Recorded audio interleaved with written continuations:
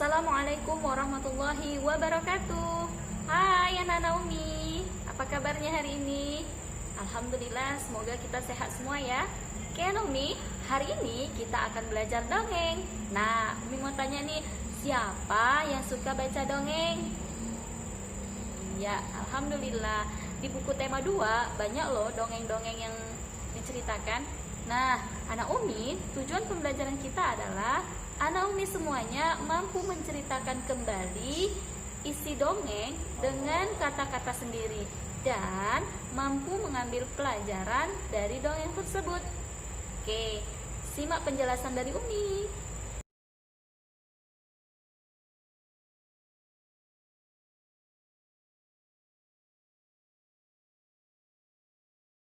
Nah, anak-anak Umi, kita masuk materi ya.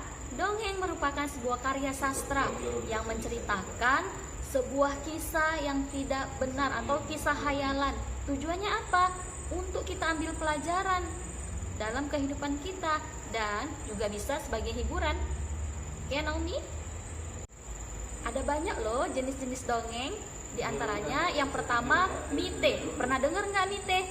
Nah, mite itu dongeng yang menceritakan tentang kehidupan hantu ataupun dewa-dewa atau peri-peri. Nah, seperti itu.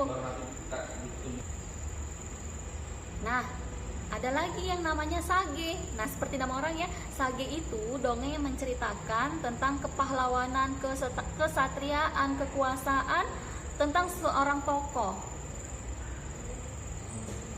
Nah, ada lagi yang namanya fabel. Fabel itu dongeng yang tokoh di dalamnya itu adalah hewan. Hewan itu mempunyai kepribadian atau kelakuan seperti manusia. Nah, itu ya fabel. Oke, ada lagi yang namanya legenda. Legenda itu menceritakan asal-usul suatu daerah atau suatu tempat.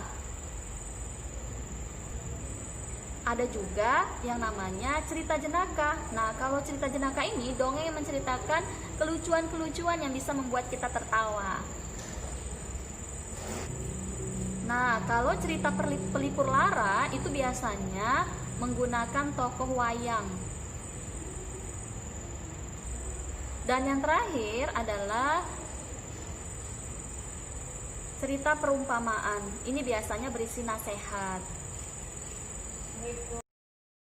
Oke Naomi, tadi Umi sudah jelaskan jenis-jenis dongeng. Nah, sekarang Umi akan kasih tahu anak-anak Umi, jika kita ingin membaca dongeng, ada rambu-rambunya, ada peraturannya loh, nggak seperti kita membaca cerita ataupun membaca teks seperti biasanya. Nah, ada beberapa hal yang perlu kita perhatikan. Yang pertama adalah lafal. Lafal itu cara kita mengucapkan huruf-huruf ataupun kata-kata yang ada di dongeng tersebut. Nah, kemudian yang kedua adalah intonasi. Intonasi itu adalah nada tinggi rendahnya suara kita ketika kita membaca dongeng. Misalnya, jika kalimat itu diakhiri tanda titik, itu artinya membacanya dengan datar. Nah, tapi kalau diakhiri dengan tanda tanya, berarti nada suara kita itu menurun. Misalnya, ibu mau pergi kemana? Ibu mau pergi kemana? Itu ya, agak menurun. Kemudian kalau diakhiri dengan tanda seru, nada suara kita sedikit naik. Tanda seru itu berarti perintah ya nak. Tolong tutup pintu itu. Misalnya seperti itu. Nah, anak Umi, membaca dongeng itu juga harus ada ekspresinya, ekspresi wajahnya. Misalnya dongeng itu sedih, kita berekspresi wajah kita sedih. Nah, kalau dongeng itu ceria, berarti ekspresi wajah kita semangat, gembira, smile. Nah, yang terakhir, jika kalimatnya diakhiri dengan tanda koma, berarti cara membaca kita itu menggantung, berhenti sebentar, kemudian dilanjutkan. Jika tanda titik, berarti kita bacanya tegas, berhenti, jelas. Oke Naomi, semoga penjelasan dari Umi dapat dipahami ya. Oke Naomi, sampai di sini ya penjelasan dari Umi. Semoga bermanfaat. Jangan lupa sholat 5 waktu. Assalamualaikum warahmatullahi wabarakatuh.